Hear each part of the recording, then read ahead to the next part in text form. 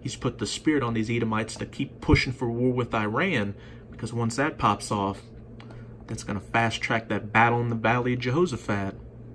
And in 2011, promoted a plan for regime change in Iran involving covert operations led by the CIA and giving money, information, and encouragement to the dissident leaders inside Iran to use their population to put pressure on the regime, which bears a striking resemblance to the White House's current Iran policy. The retired general is also very pro-Israel. Ding, ding, ding. Now you know he's reliable when it comes to foreign policy. For instance, Keane claimed last December that the Trump administration's decision to recognize Jerusalem as Israel's capital would help peace negotiations between Israel and Palestine. Then this past February, Keane stated that the war between Israel and Syria/Iran was inevitable. We're going to play a little bit of this clip right here. Just turning up the volume.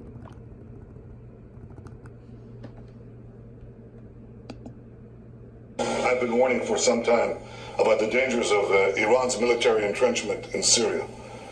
Iran seeks to use Syrian territory. Slack, I'm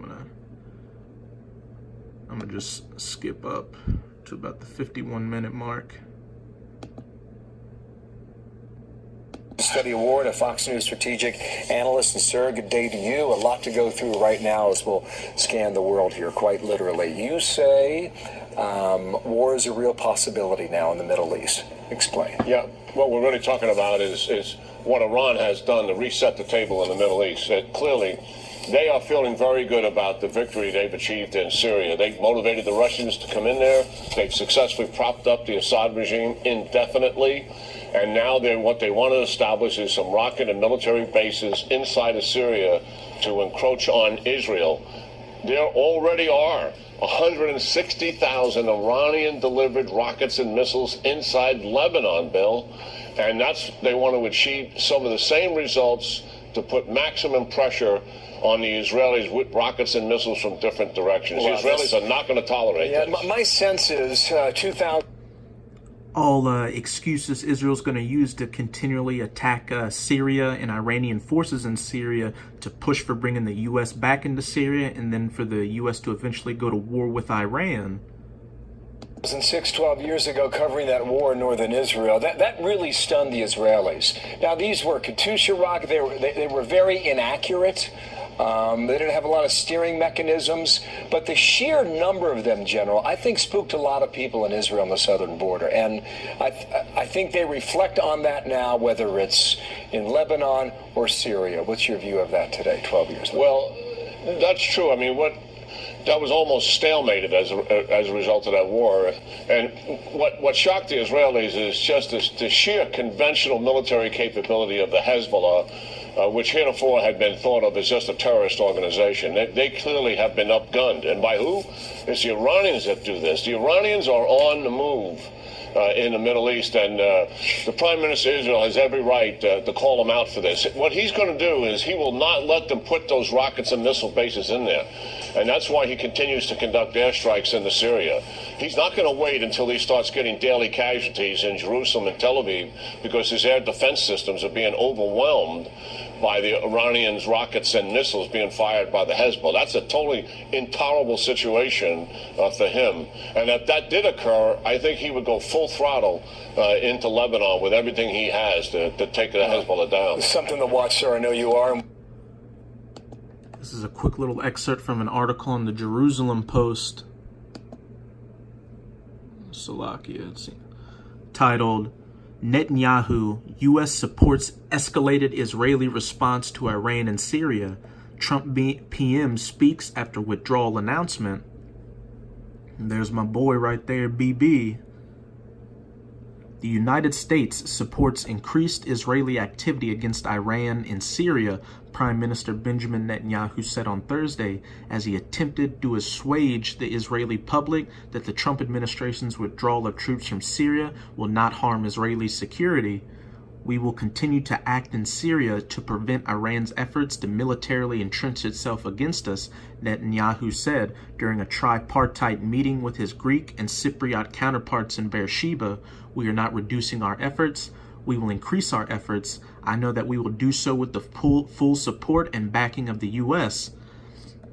And with Israel committing to continued attacks in Syria and on Iranian targets, one false move, which could see a retaliation attack on Israeli forces, would be the perfect reason to bring in the Israelis' lapdog, the U.S., back into the region, which is all again going to help in triggering that battle of Armageddon.